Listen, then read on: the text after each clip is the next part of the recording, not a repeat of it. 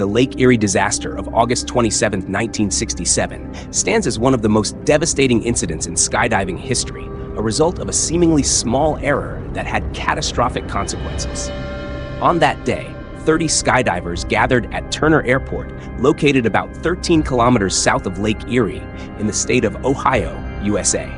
These skydivers were offered a free flight on a B-25 bomber, a World War II-era aircraft that had been modified for civilian use by a private company. The excitement was palpable, as many of the divers were not only getting a free jump, but also the rare experience of diving from a bomber aircraft.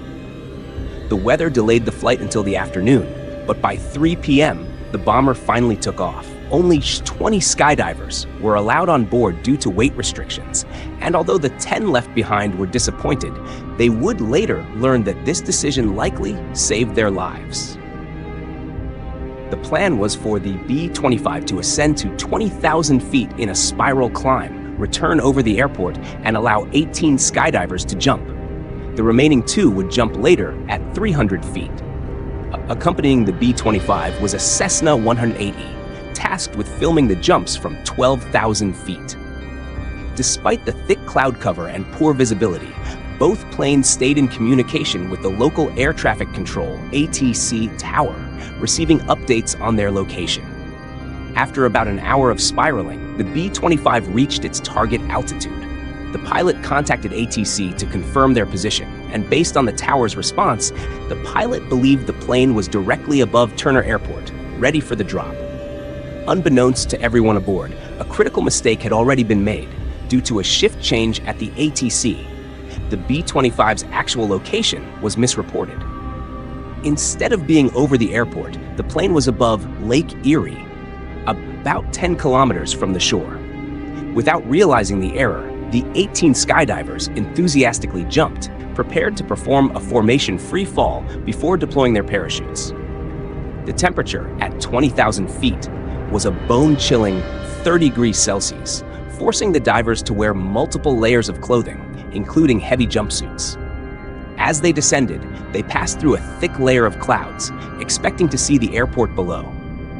Instead, when they broke through the clouds, they were horrified to see not land, but the deep, dark waters of Lake Erie directly beneath them. At this point, the skydivers were only about 3,000 feet above the lake.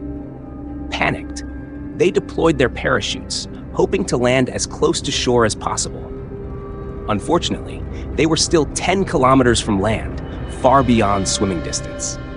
As they splashed into the lake, the heavy clothing and gear that had protected them from the cold now became a deadly burden, pulling many of them under the water. Only 2 of the divers had managed to remove their boots and extra gear in time, enabling them to stay afloat long enough to be rescued. Tragically, 16 skydivers drowned in the lake, their bodies not recovered for several days. The last body was found a week later. The disaster made headlines around the world, and an immediate investigation was launched to determine the cause. The Federal Aviation Administration, FAA, concluded that the error was due to a mix-up in communication between the B-25 pilot and the ATC. The air traffic controller, who had just started his shift, had mistakenly given the Cessna 180's location when the B-25 pilot asked for his position.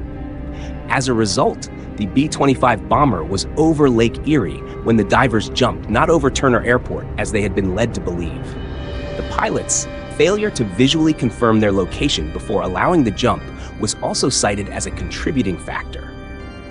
As a result of the investigation, the BT-25 pilot's license was permanently revoked, and the FAA introduced stricter regulations for skydivers, mandating that no jump should take place within 50 kilometers of any body of water.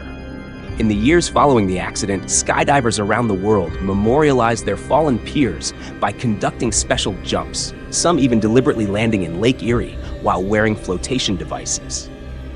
This incident remains a stark reminder of how even minor mistakes in aviation can have fatal consequences, and it is remembered as one of the most tragic events in the history of skydiving.